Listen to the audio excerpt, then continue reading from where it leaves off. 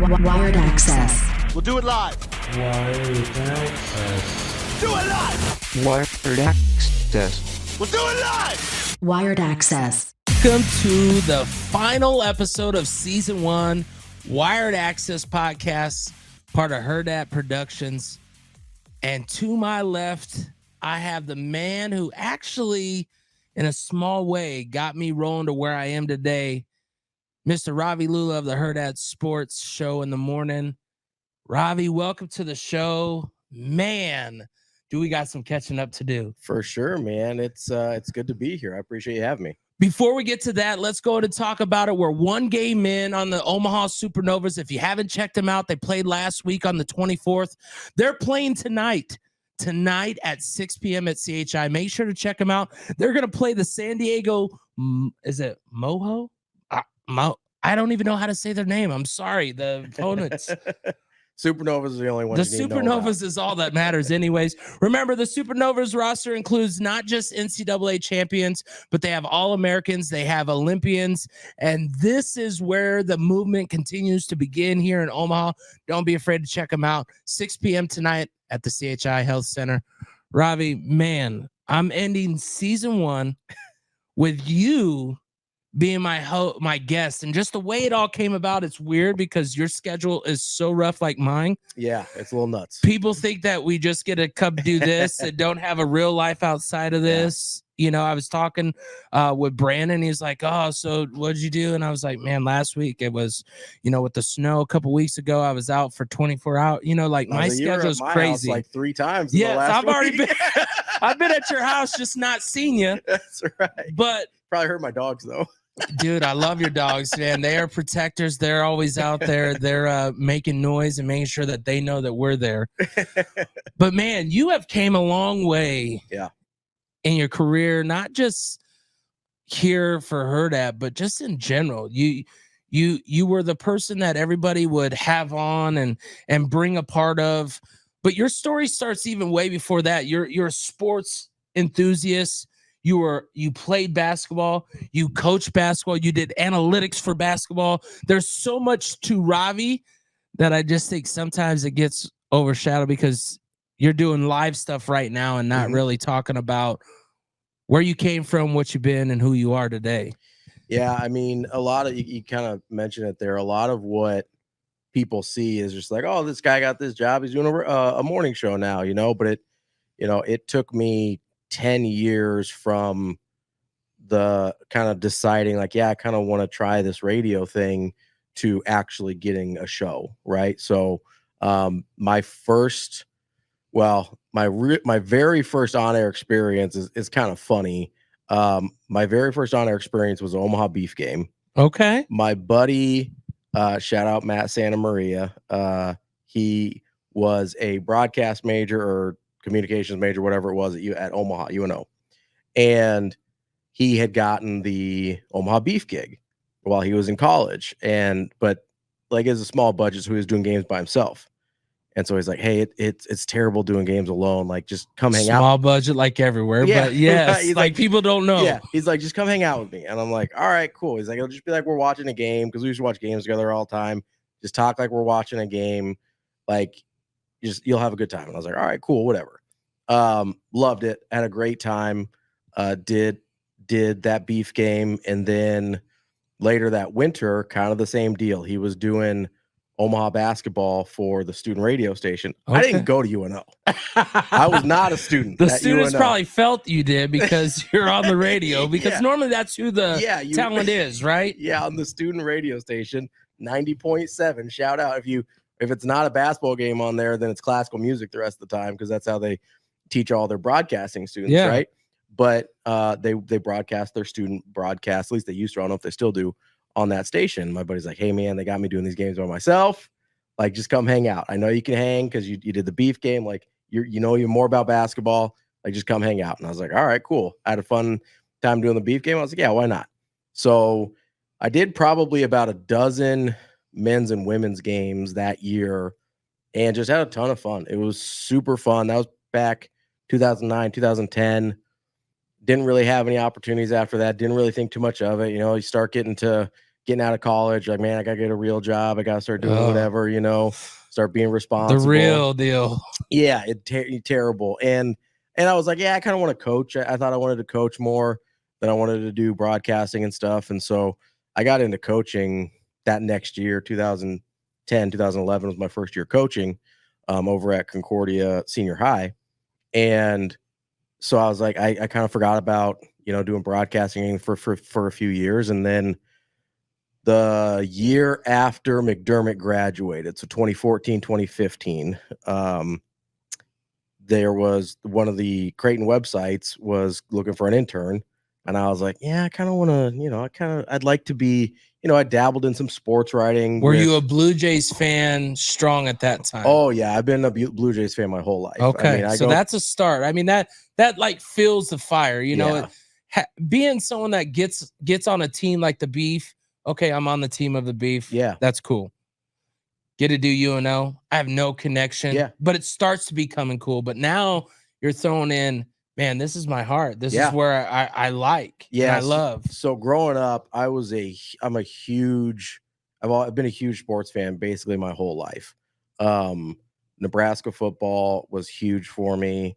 Creighton basketball a little bit later, but getting in that like Ryan Sears, Rodney Buford, and then really Kyle Korver. Rodney Buford, the one I told him, I told Eric Strickland when I interviewed him, I said, every time I would play NBA Live, you were on my team. You and RB were on my team all day, every day. Like, and then to get to interview him, dude, like that was a child moment. You don't, you in the moment you're talking, but then before the end, I had to make sure that it was well known. Like, this is my kid this is me living it out as a kid going, you were always on that game. Yeah, you're like fulfilling childhood dreams, right? Yes. And so I was a huge Nebraska fan, huge Creighton fan, and I literally just saw them post on Twitter like, "Hey, we're looking for an intern. If anybody's interested, like, email us."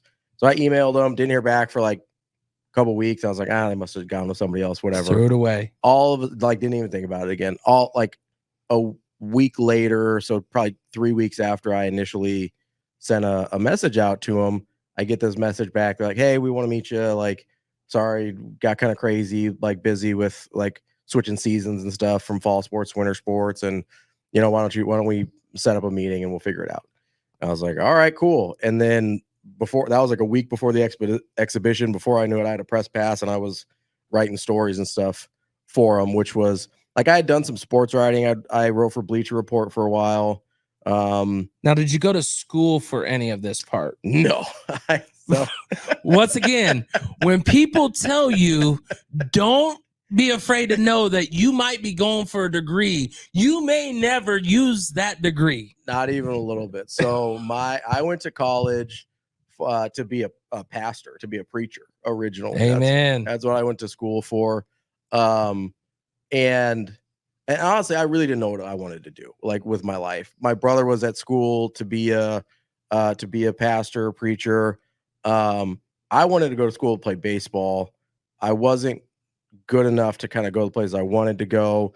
So honestly, I just started emailing a bunch of like NAI and D3 and D2 coaches and whatever, and got some chances to play some NAI ball, but I had already had shoulder surgery and my arm started hurting again like summer after senior year. And I was like, I don't want to do this again. But I kept wanting to play sports. And so I went up to Nebraska Christian College because that's where my brother was. And they told me I could be on the basketball team. Hadn't played organized basketball since 8th grade. Like, so how serious this is when someone says they play basketball. Yeah. He's a realist about it though, too. He's telling you, man, I ain't played a lick in probably 5-6 years. Yeah. If not more. Well, I would play like pickleball and stuff, but I hadn't played organized ball since like 8th grade. And like, I know where I'm at as a basketball player. Like, I'm a 5'9" dude. Like, your zone. Right.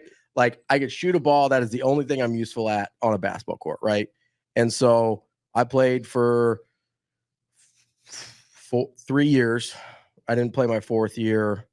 But I helped coach my 4th year, and that's kind of how I started getting into coaching. But yeah, I didn't go to school for broadcasting. I didn't go to school for writing. It was just, or coaching. I didn't really know what I wanted to do. And so I was just kind of like, well, my brother's at college. I'll go hang out with my brother for a little bit. And I was like, I kind of like playing basketball. I'll hang out here for a little bit. And so like I did not have a lot of direction in my life when I was younger. It was just kind of whatever seems like a decent idea at the time. And then you kind of get to the age where you're like, I kind of probably need to start getting like jobs and stuff like that. So a lot of my like sports endeavors were like side gigs, like side hustles, little part-time stuff, because it's pretty hard to make ends meet in this industry, especially early on. And so it was always like, okay, I coach after I get off my real job. Or I go do, go cover Creighton games after I go do my real job and stuff like that. And even today, I still work a regular like day job, even though I do the morning show. And like I can make ends meet on the morning show, but it's like, well, I've got this other career already. Like I'm not gonna like just throw it away, because I mean, I would love someday to make enough money doing radio that it's like, yeah, I'm gonna leave this other thing. Like I don't need it anymore. But I'm also a little bougie, so the extra income's kind of nice. And see, and that's what people don't understand. I know our boy DB used to anytime I call, he'd always give crap. Where are you traveling now? What are you doing? My hustle didn't stop. My kids' sports stopped. Yeah. So that freed up all that extra money that I'm making. Yeah. So I can enjoy my time. Yeah. Like you got choices. I can pull back the reins. Yeah. I can let loose and go, okay, I'm gonna go all in here. But I don't consider none of my things a job. Like, yeah, I'm out on the lawns. It's just me and the boys and the lawns. Yeah. Every once in a while, I'll see you come unlock the gate, but that's about it. Snow, dude, the only thing you got to worry about snow, everybody else. That's it. I mean, it's just you out in the snow most of the time. Most people stay at home. I coached high school football about the same time you got into coaching. I coached at Omaha South for 8 years down there with Fant and with O'Donnell and all them. And it was fun. But the stress that it puts on at home is not easy either. Like that's one thing that people don't understand is you really have to put effort to keep the home right. Well, and that's with the hustles. Yeah. And it's, it's nice because like my wife has a busy career too. And so it's our schedules, like we both have crazy schedules. So it's not like one of us is just at home, not like wondering where the other one is or being like, oh, I wish we could spend time together. Like we both work usually, 60 hours a week pretty regularly, and so we're both off Sundays. So like Sunday's our day. I pretty much don't schedule anything on Sundays if I can help it. And so we kind of do that. And then every once in a while, we'll take like a chunk of time off together to like the week after Christmas. We didn't have the radio show. I could take some time off from my other job because it was a little slower. It was like we just spent like 4 or 5 days together and like had some nice time together to kind of like, have that quality time. But at the end of 4 or 5 days, you both have the same mindset as I know me and my wife. It's time to get back to the hustle. You know what I'm saying? Like you could get through 4 or 5 days, and don't get me wrong, I'm not saying we can't do a week, but 4 and 5 days is a great time to get reset, returboed, and ready to go. Well, and especially because and it's weird to say because I never thought I'd be this person, but we both like working, right? I like being productive. I like doing the stuff that I do, I find it rewarding, both the radio and my day job, and so because I've worked hard to get here. She's worked hard to get where she's at in her career. She's I'll brag on her for a second here. She is the pastry chef at the #1 food and beverage Marriott in North America. Ooh. Every sweet thing that comes out of the Capital District Marriott, my wife makes. Okay. So, or she had the recipe for it, her assistant, or she made the recipe and her assistant makes it. But she is in charge of that, and they're literally the #1 Marriott for food and beverage in North America. So, and she's 30 years old. Yeah. Like, she's worked incredibly hard, and she didn't go to culinary school. Speaking of stuff we didn't go to school for, right? She was like a biology like pre-med major. I was like, I don't want to do this. She thought she was going to be that probably helps her though a little bit in understanding recipes. Yeah, you know what I'm saying? Like chemical reaction or just on that part, but it is weird how the connection. Yeah. The like science part of it for sure helps because she's got like a really good basis of like, okay, these things will probably mix together and whatever. I don't understand it if I'm being honest, but we both have worked incredibly hard for our careers. And so we enjoy what we do at this point. It's not to say it's not stressful sometimes, right? Like I'm sure it was stressful to be awake 24 hours straight, scooping. I think primarily just my house. No, the biggest thing is you're not the only one. I think my biggest thing is the phones. Yeah. The phones don't stop. And I don't like to be rude. You know that. I'm that's why I love my jobs. I dispatch live flight helicopters, got the lawn company. I DJ. Mhm. Everything that I do is for the community or for something. Yeah. Right. And even with this and with the extra that I add onto this, it's about the athletes. It's about the stories. It's about just breaking some people down in the right way to let them know that you're human, I'm human, and we can conversate, but also get a message across to another athlete or to a parent that goes, God, how do they become so great? And I'm not saying you or I, just in general. Yeah. How does someone become so great? How do you achieve the thing you dreamed about? Yeah. Right. Like I part of the reason I do what I do outside of my day job, that I do the morning show daily, is because I know you've been through tough times. I've been through tough times. Sometimes when I was going through it and I had to go to my 9 to 5 and I didn't like my job at the time, or I was struggling and I wouldn't have liked any job at the time just because of where I was at mentally or whatever. Right. Yeah. And sometimes the only thing that got me through the day was flipping on the radio and listening to Schick and Nick, or listening to, the Nick Boss show. See, and this is why we're so connected, is because that's my idol as well. Those are the people that hit hard. Yeah.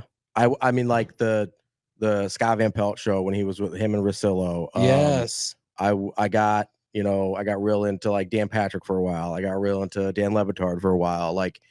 There were days where that got me through the day. Yeah. And I don't know how I would have gotten through it otherwise. And it's weird to say, right? Because you don't know these people. They don't know you. No. You've never talked to them, right? I mean, I know Nick a little bit now, right? And he's terrific. Absolutely lives up to whatever I had in my mind about what Nick Bob was like. Who you heard on the radio, not that I know him real personally, but comes through in person when you meet him and talk to him and stuff, which is probably one of the most satisfying things. We're oh man, because it's not everybody like that. No, but you're that's actually what Nick Bob's like. Right? we watched Rob and Big and everything that Rob Dyrdek did when we were growing up, and we finally went to the Fantasy Factory on this National Lampoon's Vacation. I actually have a picture on my Crew Life Fitness of me and Rob. Yeah, but we pull up in front of us is a trash truck, a DB9, and I'm like, oh, what if that's him? Yeah. What if that's him? Luckily, the Fantasy Factory gates just go slow. So we pull up on the side and I go like this, and he goes, and he pulls in, door closes. And I'm like, he ain't coming out. This fool comes out this side door. Come on, let's go. Yeah. And it's everything you imagine times 10. And you can't even feel it because you're there's no way this is real. Yeah. Now other people stopped, so we got our pictures. I didn't take advantage of, hey, I would have asked to see the Fantasy Factory because I've watched all the shows. Sure. We're decked out in DC, so he really liked that, me and the kids and the wife. But it was funny because the wife had to do a little crouch to be at his height. And then I've always had a big phone. I don't know about you, but I've always had either a Note or the biggest Max iPhone or whatever. Yeah. And this when he was brought to you by BlackBerry, the good old BlackBerry, and he goes, dude, that phone's like a boat right there. I was like, dude, you can get any phone you want. What do you mean? I mean, I've asked him kindly if we could do a retake because that was when I was my biggest that I've ever been. Oh, sure.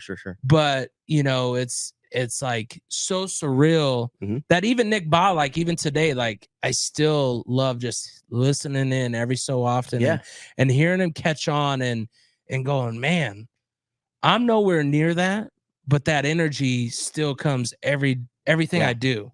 Well, and I appreciate that so much about him because, like I said, there were times where that got me through the day, or that was the only thing I was looking forward to that day was listening to whatever show was my favorite at the time, right, or whatever show was on at the time that I really enjoyed, and so that's honestly a lot of why I do that, because I was I know there's people out there like me.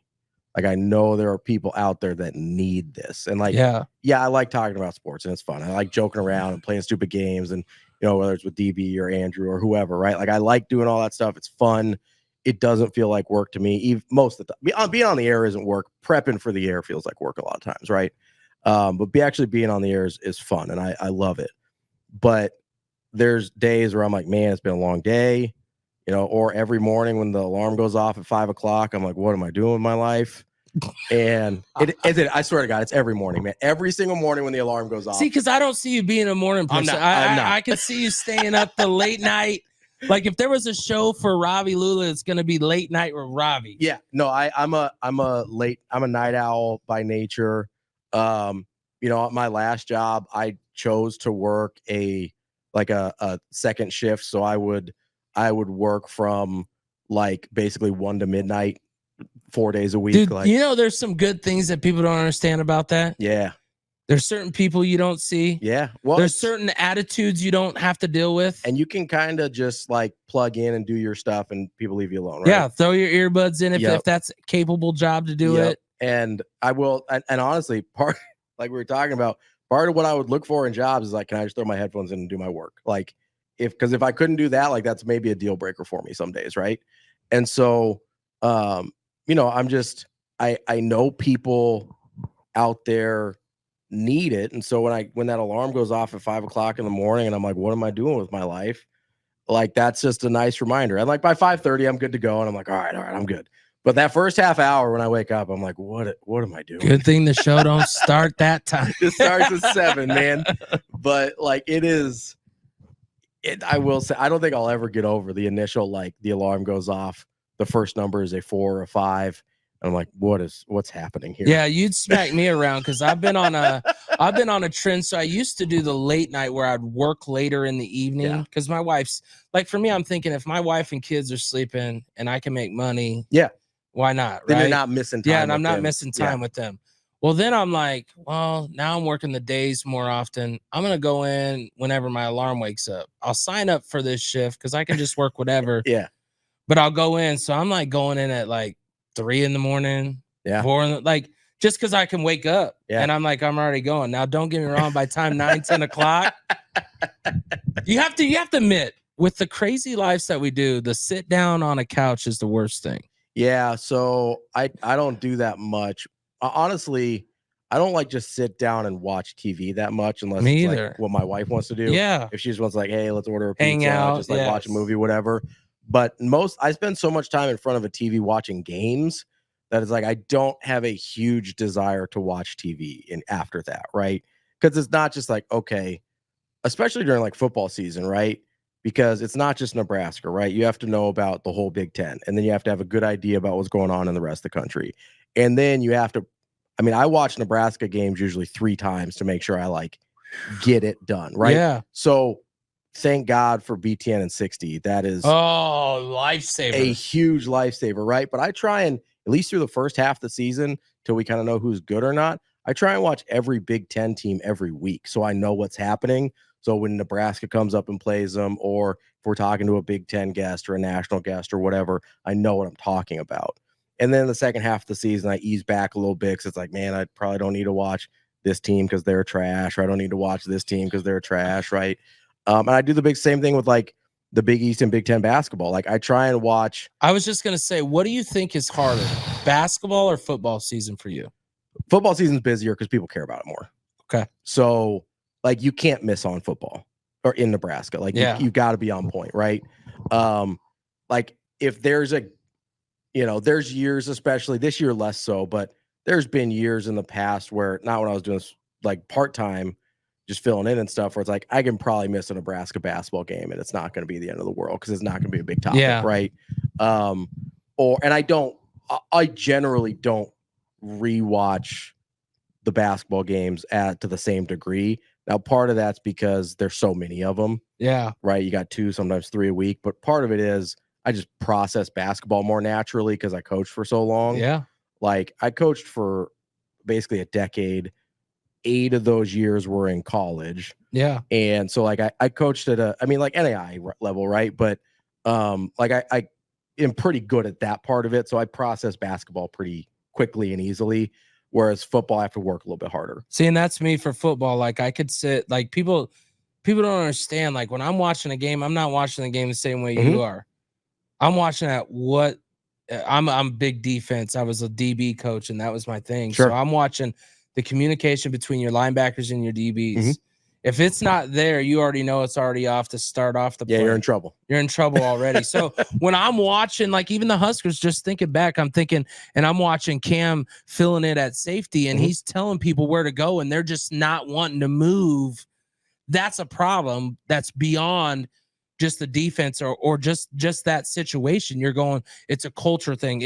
That's how you know some things are happening behind the scenes that others are like, God, this dude is trash, blah, blah, blah.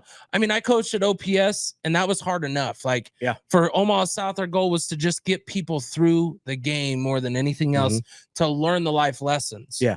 So like the Huskers losing to me, it doesn't affect me as much because I lost that having to win over seeing players like Cam, seeing JoJo Doman succeed. I mean, we had him on the show. Like he had to play for 3 different defensive coordinators. Whoever had to retry out every time and have to win people over. Like those are just parts of the game that no one, they're just like, oh yeah, they're just great athletes. They just do all the, no, they had to win over people's hearts. They had to win over people's minds to understand how good, and especially the scheme. But those are the things when I look at it. And it's even with music. I've been a DJ now for 10 years. My wife sometimes doesn't like going to concerts because I'm not always into it. Like, let's go, boom, boom, boom, boom. I'm looking at the performance. I'm looking at the stage presence. I'm looking at the whole atmosphere because that's what gets my blood going of what I do when I DJ. Like it's all about the presentation and how they can put all that magic together and make you want to pay the amount you want to pay, right? Yeah. I mean, and it's so the basketball season's I think a little bit easier for me. Football season is more work, but football season is a lot of fun. Like football season, because of how much people care about it. Like football season's a lot of fun, and you know I was young back in the '90s when like things were rolling, but I've told a bunch of people like on the Hurrdat Sports team, I was like, you guys can't imagine how fun it's gonna be when this thing gets rolling. Like you don't well, and they're all young. I mean, they're all young. They're not, I mean, I'm 42, I'm 41, about to be 42. So I know we're in the same so I'm couple 36, years. I'll be 37 in August, right? So we're much closer in age than any of the other people that were. It's like including the producer. It's like me, Sauter, and Sasha are the only ones that are like adults. Yeah. And I think the couple of photographers. That was us in the meeting the other day. We had a meeting for our show to talk about going the next year. And I can't thank enough just the opportunity. I mean, that is being presented. Just the platform, the building. And especially when I think of like someone like yourself, like the opportunity that I got was because you were at an event, you were the host of something that was kind of off the wall, right? I wasn't supposed to be the host, but that was off the wall, right? For you, like just even thinking of that was the first time I've ever done, and I think the last time I've ever done anything like that, if I'm being honest. So what happened was, so I met Kendall through this like fan promotion thing, at another radio station. That basically they were looking for fans who wanted to be on the air. And so they like had this contest. I think you guys sent in like audio clips. Yeah, we had to send in 2 minutes. And of course, me being a DJ producer, like my 2 minutes is really like, it's well produced. It's not just me talking on the phone. Like I'm caring about that stuff. Yeah. And so I wasn't supposed to host that. Really? I think, I don't want to throw him under the bus here. I think DB was supposed to host it. No. I think. I don't remember. He's the one that texted me. I know that. Yeah. I think he had, and honestly, it was probably a family thing that came up because knowing him, that's usually like, he's like, hey, because I got texted that day to go and do the.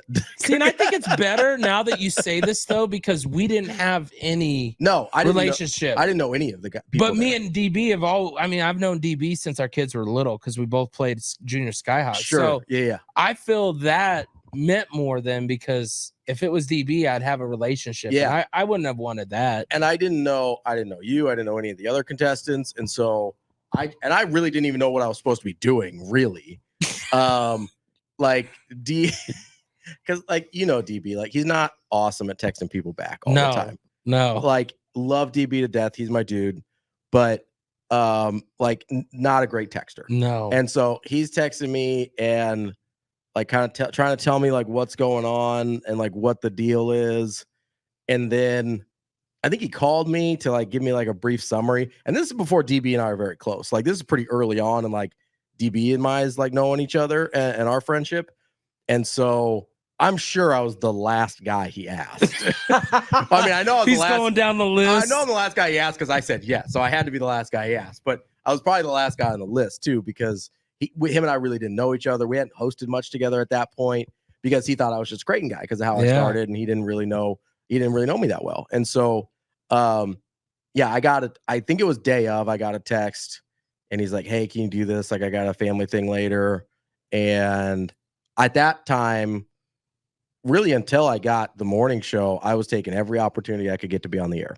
Because like that's how it has. Like if you're trying to make a go of it, like that's just how it has to be, right? Yes, man. Yeah, I said yes to everything. I said yes to a bunch of stuff I did not want to do, and that was not that much fun to do. But I was like, I need to get on air. I need to get in front of people. I need to show people that I can do this and whatever. And so I said yes to this thing. I didn't even know what I was doing. So I show up there, and the Mike, the guy that was the program director or whatever at the time. Grandpa. Yeah. You got to see his commercials, right? Yeah.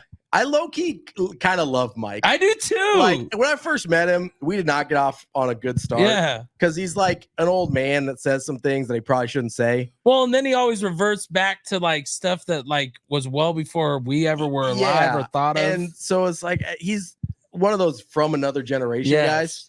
But he was really supportive of me. He gave me a ton of opportunities and was like genuinely like a really good supportive guy.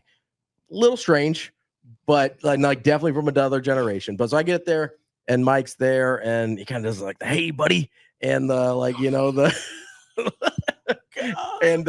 like kind of tells me what's going on, and he's sort of producing this thing on the fly.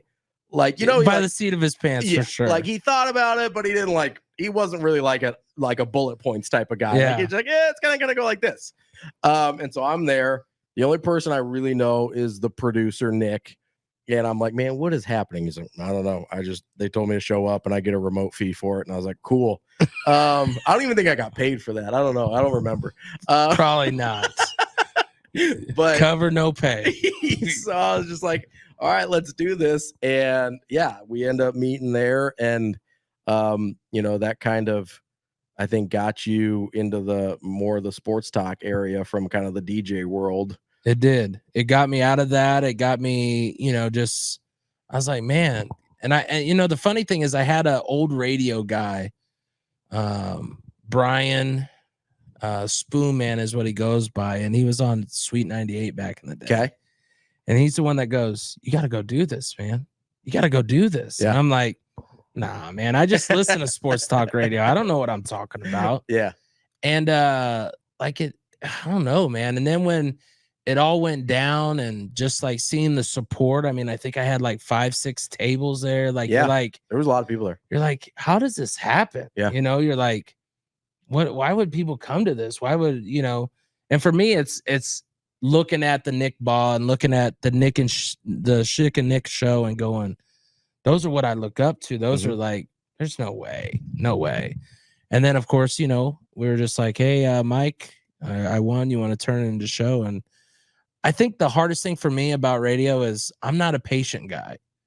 So, and your game, you gotta be real patient. And I think that's something, I kind of really want to touch base even with you. Like, just think of those moments. What was that like going through the patience part of it and knowing that, you're seeing that even other people just get opportunities. You're like, dang, what am I doing wrong? What can I do? Or what was that like? Because I know that when you talk about the mental part of what we do, that I mean, because I tell people all the time, once I lost my show, it was a year. I didn't say one word to a single person about a show. Not one. I gained weight. I lost my momentum of stuff. Like, those are things people don't know. Yeah. It was really challenging.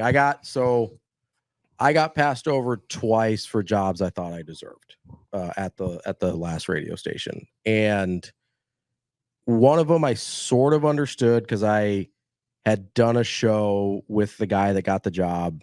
He's really talented, like been a big fan of his, still I'm a big fan of his, a big good friend of his, you know. And so that one I was frustrated, but I sort of understood, right? Because I was like, yeah, he's pretty good. I thought in terms of guys that were gonna get opportunities.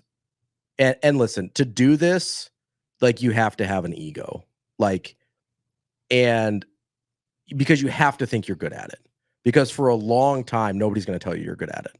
Like, until you get really far into the process, people aren't going to tell you you're good at it, like outside of friends and family, stuff like that, right? Like, strangers are not going to tell you you're good at it until you've gone a long way. So, like, your ego or self-confidence, whatever you want to call it, has to carry you for a long time. And so, you know, when that first one came up, I was like, listen, there's basically two guys in the market, me and this other guy that I think are good enough to do this. I think since I've kind of established a relationship at this station and whatever, you know, that I deserve it, but I understand if he gets it, right? The second one, that one was really hard to swallow because I was like, man. And I think from the fan point of view, from my point of view, because I had my own show at the time, but I still was a fan. Like, because to me, mine was always about being kind of like we are now. Like, I don't want the over seriousness. Yeah. You just had all these hours upon hours of stats and numbers. And I wanted it to be like we are now, where when you're driving home at 6 p.m., you don't want to get drained because you just listened to 12 hours or whatever you listened to of already. You want something to go, man, I can sit back and have a beer with these guys. I can sit back and relate. You want to have a conversation. Exactly. Right? You want to hear people having a conversation. And that's why it hurt me for you, because I'm just being honest. Like, I'm a fan of you and just the fact of, man, this dude is out here grinding. Yeah. I'm hearing him here. I'm hearing him there. I'm hearing him there. And I know with work, it just adds another stress of going, man, now I got to get off for that. I want to make sure I'm there, because if I don't pick that up, then I'm looked at, well, is he reliable? Can he do it? And so, the mental, like there were times where I was like, okay, do I want to keep doing this? Because there, you know, you do have that thought, and for whatever, like there's always been like kind of a special place in my heart for daily radio. Like, I love podcasts. I've done my own podcast before, but like that daily, I think because of what I talked about earlier about because like the people going to work and like you need that every day, right? You build a special connection with people when you're talking to them every day. Yeah. And so daily radio's always had a special place in my heart. And so that's what I wanted to do. And so there's not a lot of those jobs. There's just not, right? And so, you know, I start thinking, am I gonna get this opportunity? Like, is it, because there's no guarantee you're ever gonna get the opportunity, right? You always hear the stories of the people that are like, I went out to Hollywood and I didn't get an audition for 10 years and now I'm a movie star and whatever. And it's like, yeah, but for how many of you are there the guy that went out there for 10 years and never got an audition? And he's not a movie star. He's a waiter. He's a waiter. He's just homeless or whatever, right? He gave it all. You know, and I didn't want to be that guy. I didn't want to be the guy that because like self-confidence carries you so far, but sometimes it carries you too far, right? Like, as if you're self-confident and you're wrong about your ability, then all of a sudden you're in a bad spot, right? Yeah. And so it was really hard. Getting passed over for stuff was really hard because it does kind of make you doubt yourself a little bit. You're like, okay, maybe I'm not as good as I think I am, or maybe I'm not, maybe I'm not as talented at this as I thought, or maybe people don't like me as much as I thought, or but whatever. You also had that T added to it, though. You had the fact that you lost your ability to work out. That was your escape. Yeah. So I when you add, it's like the layers just Yeah. So about I guess it was 6 months ish before. I think it was 6 months. I think it was about 6 months before, 7 months before the first time I got passed over. And I mean, I got passed over more than twice, but there was 2 that I was like, I should get this. That hit. Yeah. There was a couple of them I was like, yeah, I kind of understand that. I don't have a ton of experience yet, whatever.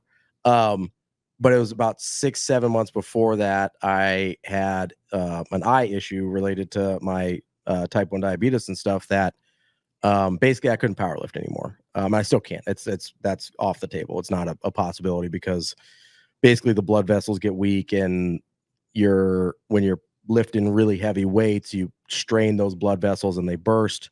And in the eyes, particularly, it causes your retinas to detach. Dude, that was crazy when you were going through that. So I had the right eye done in 2021, and then I actually had the left eye done. It wasn't in nearly as bad a shape because I had stopped the powerlifting and stuff. It was kind of just like there was enough damage done by that point. It's like, yeah, we can hold off for a while, but we got to the point where we needed to fix that one too.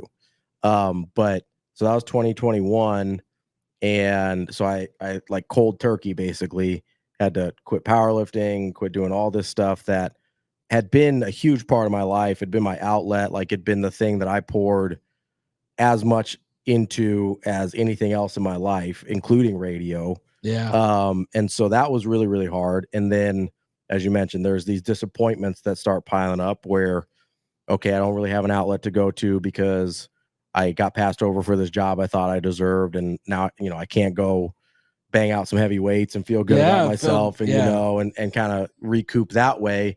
So it was really challenging. It was really hard to deal with and like find healthy ways to kind of deal with my stress and stuff. And like I go to therapy when I need to for stuff like that, because it does help me like talk through stuff and figure out kind of where my head's at and like what's actually bothering me, right? Because I feel like a lot of times, and I know, at least for me, a lot of times I'll be upset about something and I have a hard time like putting my finger on what exactly about the situation do I find upsetting. At first you're taking it as the whole situation. Yes. You're like, I'm mad, right? Well, it's like, okay, but like what are you angry about? Like anger is like a secondary, to me, is like a secondary emotion, right? Yeah. You get angry because you were betrayed or because you were not valued or whatever, right? Like anger is the second thing that happens. Yeah. The first thing that happens is what you need to figure out.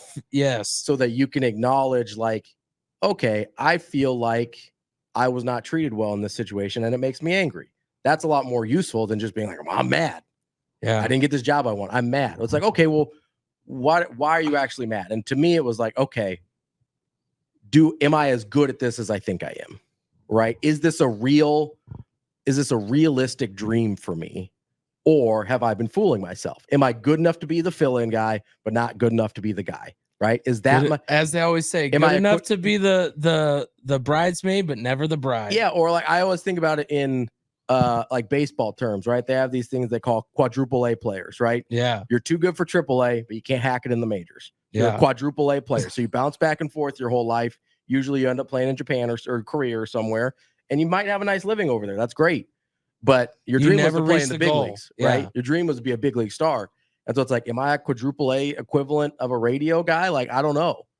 And that's what was upsetting me, right? Was this, okay, maybe I'm not as good as I think I am. Maybe my dream's not realistic. And that's why I was upset, right? It wasn't that, this person got hired instead of me or this person got hired instead of me. It's maybe this thing that I care so much about isn't realistic or isn't real at all, and that's where it gets like being able to like understand that and verbalize that like helps you get through it, right? Even if you don't have an answer, just knowing what the issue is so much more powerful than just being like, well, screw those guys. They should have hired me, whatever. Right. Like, and that's the part that's hard to get past. It's hard to get past the initial emotion to figure out, okay, why does this actually upset me to this degree? You just said it right there, the word why. And for me, I picked up probably about 7-8 years ago where I just started asking the whys, no matter the situation. And like, I'm not going to lie, I still get upset. I still get anger. But when things just don't go right, I find the reason why some way down the line. Yeah. Might be today, might be tomorrow, might be down the line. But I'm willing to accept that you figure it out down the line instead of, and I think that's the biggest word too, is being able to accept to know that I'm not always going to have that answer right away of the why, but it happened for a reason. It wasn't just a coincidence. It wasn't. And a big thing for me is because you're right. A lot of times you don't get the answer right away, and sometimes you don't get the answer at all. Yeah. Which you have to learn to be okay with. But for me, and I actually got this from a really good friend of mine that when I was going through my divorce from my first marriage, he goes, in every situation, you're at least 1% wrong. In every situation, no matter what's going on. Yeah. No one's ever 100% right. Nobody's ever 100% wrong. And I don't even know if he knows how much that impacted me, because it's about accountability, right? Yes. So like, yes, somebody else might be 99% wrong in a situation, but you're never 100% right. Yeah. And so taking accountability for that 1% is sort of taking control back of a situation that you feel like you don't have control over, right? Yeah. Because it's like, okay, I might not be able to control 99% of what happened here, but let me fix the 1% so that if this happens again, I can feel, or something like this happens again, I can feel better about who I am as a person and how I handled it, right? I like that. It's like when you're coaching, it's like control what you can control. People say that all the time, right? Yeah. Don't complain to the refs. You can't control what they're going to call. You can't change them. Like, you can work them a little bit, right? You can work them, right? That's something you can control. And but like, if you yell at them after they miss a call, they're not changing it. No, right? You can do the work on the front end to be like, hey, I think this guy's kind of a little grabby today. Can you keep your eyes on him, do a lot of hand checking? This guy, he's turning the ball over a lot, like he's doing this a lot. He's carrying the ball a little bit. Like, just keep an eye on him for me. You can do stuff like that. But once they make the call's the call. Yeah, like, it's done. That's right. That's like the hardest thing to get to any athlete, is to understand. You could say everything you want for blue in the face. It will not change what he's about Especially to do. The level we were coaching at, right? Like, there's no replay. Like, no. The call's the call, man. It's done. And so all you're doing is making it worse for you on the next call. Yeah. Right. And so that, again, that's the 1%. Maybe that ref did make the wrong call, right? Maybe he did. But how you react to that is your 1% on the next call. So is that how you got past that second time of feeling? Yeah. I mean, honestly, I was frustrated. And, there's a part of me that is like, I still fully believe that I deserved that job, right? That's fine. I don't have control over that decision-making process though, right? Yeah. What I have control over is like, okay, what other opportunities can I create for myself? What other, because I had put a lot of my eggs in one basket, right? Because I was like, I don't have the broadcasting degree, and I don't have, this history of, he's been on years of doing daily shows and stuff like that. Like, so I was like, I probably need to stay at the place where they know me and I have a relationship with them, because that's going to be my best opportunity. Right. Well, I mean, it didn't turn out being my best opportunity, but, and so I kind of started to look elsewhere and diversify, and, you kind of have to, again, it goes back to the ego and self-confidence. You kind of have to have this self-confidence to like ask for what you want. Right. So how I ended up at Hurrdat is this was probably 3 weeks after I got passed over the second time. The bad part is I remember reaching out to you when I heard a different voice and I thought it was going to be you. And I'm like, a lot of people did. I was like, that ain't you, because I had filled in for 3 months. Yeah. I was like, that's not you. What did I miss here? And you're like, I can't say much. Yeah. Like an entire ratings book I filled in for an entire ratings book. Like, that's how, like, people had gotten used to me and whatever. And, but then I got passed over. And so I randomly, Chris Gorman had started following me on Twitter. I don't know why. I still to this day don't know why he was following me on Twitter. I don't know if like DB put him on to me or whatever. You're his little darker brother. Because let's put it that way. Okay? Because you're the dark beard. He's the brown beard. I did pick out his wedding suit for him. Nice. Has he ever told you that? I'll tell us in a second. But I'm guessing DB put him on to me, because DB had come over to Hurrdat by that point, because that's the job I was filling in, was DB's job. And So I'm guessing it was DB's doing, but I really don't know. And so once he followed me, I followed him back. I just shot him a DM. I was like, hey, seems like you guys are doing some cool stuff over there. Would love to be a part of it. And that was the first time I had like gone outside of comfort zone. Yeah, like the people I knew, the people I built relationships with, that kind of stuff, the people where I thought I had the best opportunity. I was like, well, maybe I don't have the best opportunity there. Maybe because there's another side of that coin too, right? Is they just see me as the fill-in guy because that's all they've ever known me as, right? Yeah. Whereas new eyes might see me as like, oh, there's this talented guy that isn't being used enough. He's just not getting enough opportunities. Yeah. Whereas maybe they're just like, he's just pigeonholed. That's just what he does. And so I reached out, and I mean, like a few months later, I started doing the podcast with DB. And then a few months after that, I'm on the morning show, And so in less than a year basically from the DM I sent to Chris Gorman to signing the contract for the morning show had to be almost 9 months to the day. Whereas I had been going for 9 years at the other place and never been shown. How many times did you apply for an actual position? Do you know? At least 3. Okay. At least 3. Yeah, at least 3. The first one I probably didn't deserve. Yeah. And I can say that. The last 2 I probably deserved.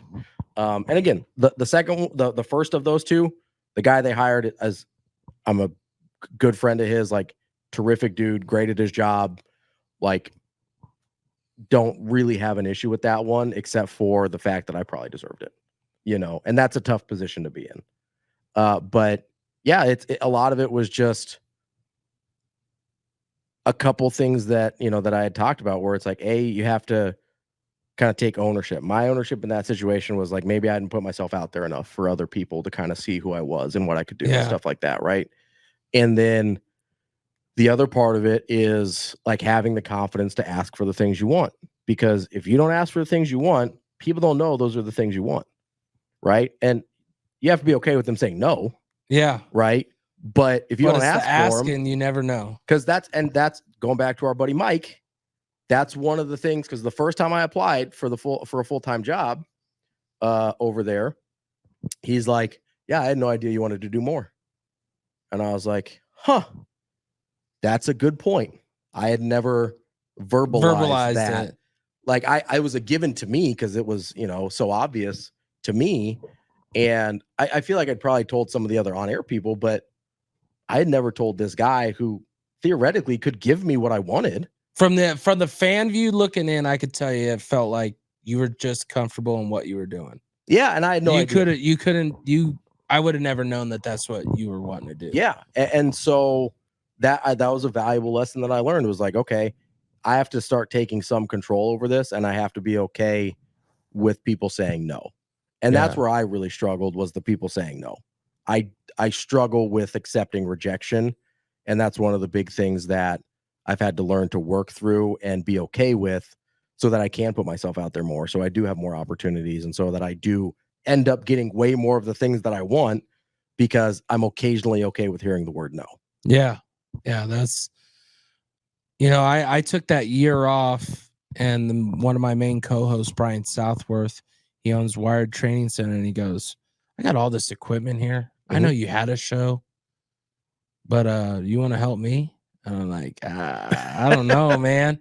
Yeah. And I was like, all right, I'll go for it. Well, we're recording in his facility, and I'm a perfectionist, so I'm trying to put it together, and I'm hearing this ping, ping in the background from the bats. Yep.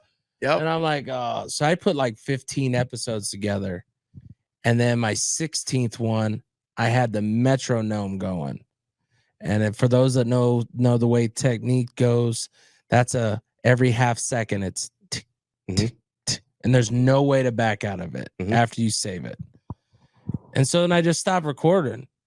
And that's when I saw DB made the move, and I'm like, DB, what's up? And he's like, this is your time. This is your time. Yeah.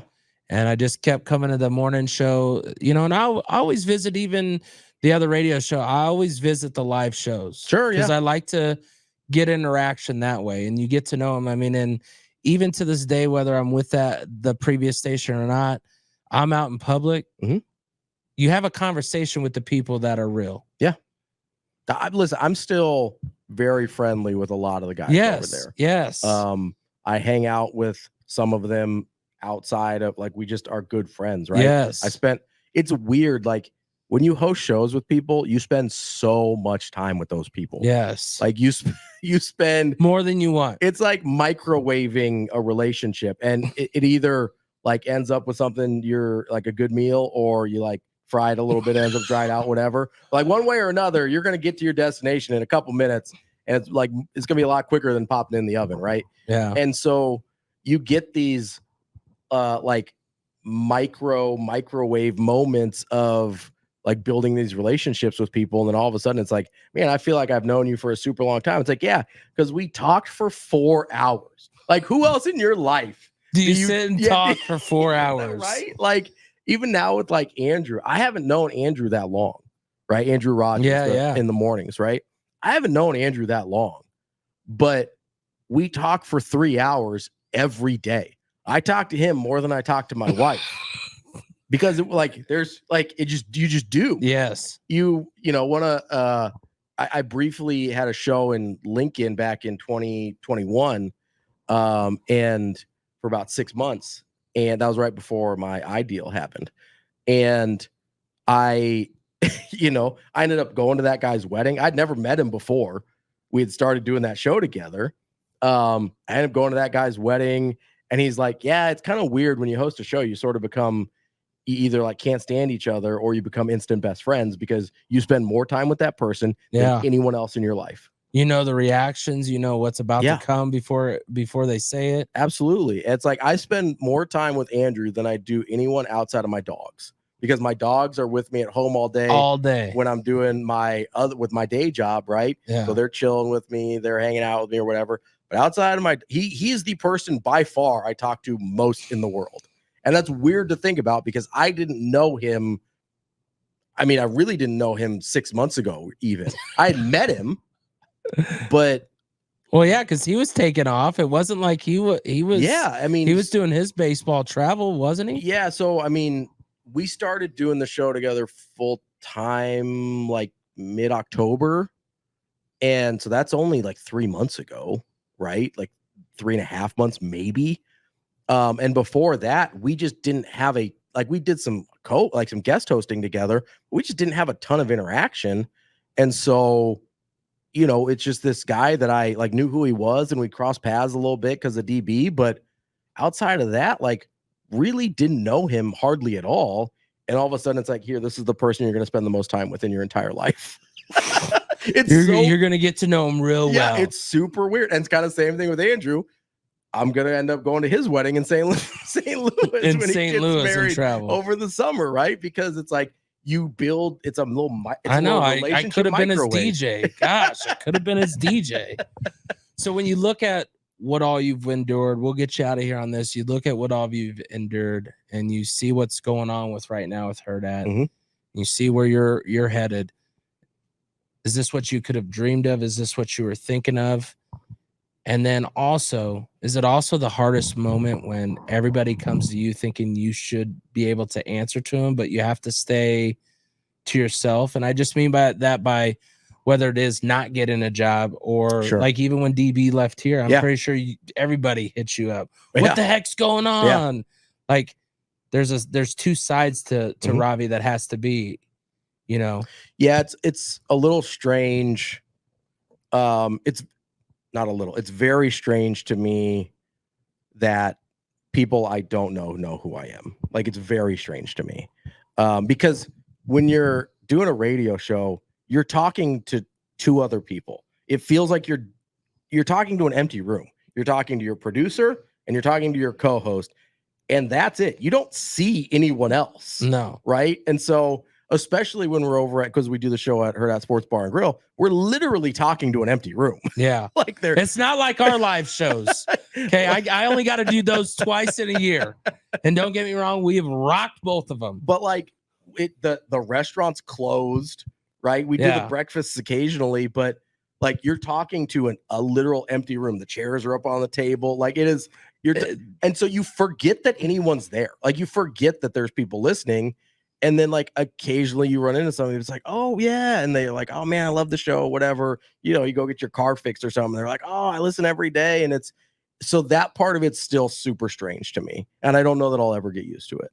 But it's weird because because you do connect with people, they want to know, be like, what happened to DB and whatever. And it's like, you know, it is weird to just be in this position where it's like, yeah, like on a person to person level, maybe I have some insight about that situation, but on like I guess, somewhat public figure level, it's like, you know, you say, you know, you obviously don't want to reveal more than DB wants to tell people and whatever. Yeah. Like the truth of the matter is like that dude is spread way too thin. Yes. Like he just is. I don't know that people understand how much that guy does. Like I used to tell him all the time. I was like, he's the busiest person I know.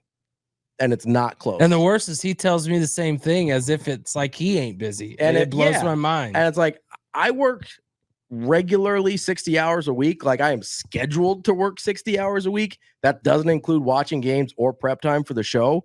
And he is dramatically busier than I am. Yeah. Like just to put that in perspective. And so, you know, I joked earlier that he's not good at texting back. Like that's why, because he's the busiest person I know. If you don't catch him in the car where he can voice to text you back, it's probably not happening. It's curtains for a while. And so, and no hard feelings. Yeah. Either. And so, and I, when I understood that about him, like that was way easier to have a friendship with him then. But the fact is, like, he was spread way too thin. Like people, and I think the thing that maybe people don't know, and I don't think he'd mind me sharing this, is everybody goes to DB. Like he is everybody's like sounding board, right? Yeah. Well, that guy needs a sounding board too. That's why I liked watching his show with Doctor. Dude, that one hit home. Like, yeah, and I think he shared a lot of this on that, you know. But it's one of those things. I'm like, okay, put yourself in this position. The team that he covers, his kid's gonna play for next year. Yeah, you really want to be like that's a tough position to be in. Like, I don't. What if he has a bad game? Yeah, you want people calling in and being like, "Oh, your kid, you know, blankety blank." I couldn't blank, imagine. And, you know what I mean? Like, I've seen fans get ugly. Right. That is why I do what I do. If anybody wants to know why I get information for you, your athlete, or anything, I watched what Noah Fant went through at the age of 18. Yeah. Everybody in Nebraska hated him. I mean, DB said it with Caleb, right? Because Iowa was close. Yes. Because listen, you look at the track record of Iowa getting DBs to the league, and you're like, that's pretty good. Yes. You look at the track record. Wisconsin was close, dude. That visit. Wisconsin was close. Like, you know, but I think at the end, I think it was like Iowa and K-State were close. He's like, God, I hope he doesn't go to Iowa. And it wasn't even about like DB and wanting him to go to Nebraska necessarily. He's just like, my job would be miserable if my kid ends up going to Iowa. And he would have let him if that's where he wanted to go. I'm 100% confident in that. But at the end of the day, I think people just don't realize A, how busy he was, and B, how many people pull at his time and attention. And like, he's a super empathetic guy. And so he feels all of that. Everybody that comes to him with a problem, he feels like it's not just like he gives advice and he forgets about it. Like he internalizes those things. And he always that's why he always liked me. Cause I'd try to be that guy that would reach out to him when things started getting rough. Yeah. What do you need? What's going on? And most of the time he won't say anything. He won't say anything. But he appreciates the fact that you reach out. He knows. That's when he's like, all right, this one's a real one. We're cool for life. Like, yes, you know, and so, yeah, like, honestly, like, it's not some like big mystery. Like, the dude was spread way too thin. Like, and obviously there's a part of me that is disappointed that we didn't get to do a show for longer. I love DB, love doing shows with DB. I love Andrew. I love doing shows with Andrew, right? Like, it's just different, right? A show with DB is different than a show with Andrew. Like, every kind of combination of co-hosts. You know, like I've been with Avery the last couple days, or a couple days last week because Andrew was out of town. Yeah. And that's a different show. Like every time you're with a different co-host, there's just a different dynamic to the show. And so, like, would I have loved to get the opportunity to explore a longer like runway of what a show was like with DB? Like, yeah, absolutely. I've wanted that for years, right? Yeah. That's the main reason I ended up coming over to Hurrdat. But I also now have this opportunity to explore what shows like with Andrew, and it challenges me in different ways, and it makes me grow as a host in different ways that I wasn't expecting to, and like it's rewarding in that way too. So I love what they're doing over here at Hurrdat. Like I am super excited about not just what the radio show is doing, but just the team in general. You know, I know they're going to be super involved with the Supernovas this year, and that's a huge deal. And just the stuff that they've got planned for, you know, not just, you know, like College World Series coverage and Nebraska next year, and all this stuff is super exciting. The team's growing like crazy, super fast. And like ultimately my dream, you know, and this is another one of those, like, should I say this out loud? Like, am I a little like out of my element? Like, am I, you know, out over my skis? Is my ego doing more talking than my ability can like cash in on or whatever? But my ultimate goal and dream with the radio show is for it not just to be a local radio show, for it not just to be you know, like we're already across the whole state, which is awesome. Right. 590 covers basically gets all the way here in Omaha, and I love it. Well, not just in Omaha. I have people that I'm friends with in central Nebraska that can listen either on Tri-Cities or 590. And Tri-Cities reaches all the way out to the border out there in western Nebraska as well. And then we get KFOR for an hour in Lincoln as well. But you can listen to 590 in Lincoln crystal clear. Yeah. Like their signal is incredible. And so like, okay, we're statewide. Now what's next? What can we do next? Like, can we be regional? Can we make it a regional show? Yeah. Can we make it a national show? Like that's my goal. Right. And I'm just going to keep pushing on that until somebody emphatically tells me no. Heck. Because like people have told me no softly a lot in my life. And I'm still ended up in this place where I wanted to be. So it's like, you're going to have to tell me no pretty hard to know that I won't before go I'm like, yeah, and again, maybe my ego is cashing checks that writing checks my ability can't cash, but that's the dream, that's the goal. And I listened to some people on national radio, and I was like, they're not any better than me. No, there's some people I'm like, yeah, that person's a lot better than me. Like I listen to Nick Baugh, and I'm like, yeah, he's a lot better than me. Yeah, he smokes anything that I do. You know, you listen to, you know, I mean, Kevin doesn't do a daily show anymore, but like when Kevin Kugler was doing a daily show, you're like, yeah, that guy's a lot better than me. See, that's why I never could do like the color comment. Like that dude kills it. Like, yeah, he does like great. But they all started at some point, right? Yeah. They all started. Once again, I appreciate you just coming on the show, and it was meant to be the last show of the first season, because this was where I started with you. When you got to vote, you know, you didn't have to vote for me. You could have voted for anybody. Yeah. And I appreciate you opening up the time. Appreciate Brandon coming in extra so we can get this done, because your schedule's crazy. Mine's crazy. But Hurrdat Sports, we appreciate you. And continue to listen in the morning. That AM show is continuing to grow day by day by day. And then, of course, Wired Access podcast. We couldn't do it without you guys. Year one down. Got some new stuff coming up in year two. We're going to switch it over to Wednesdays on the drops instead of Saturday mornings.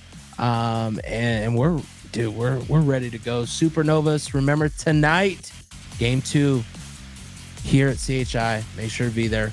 I'll be there. We'll see what happens, man. And I appreciate again, Hurrdat Production. See you later.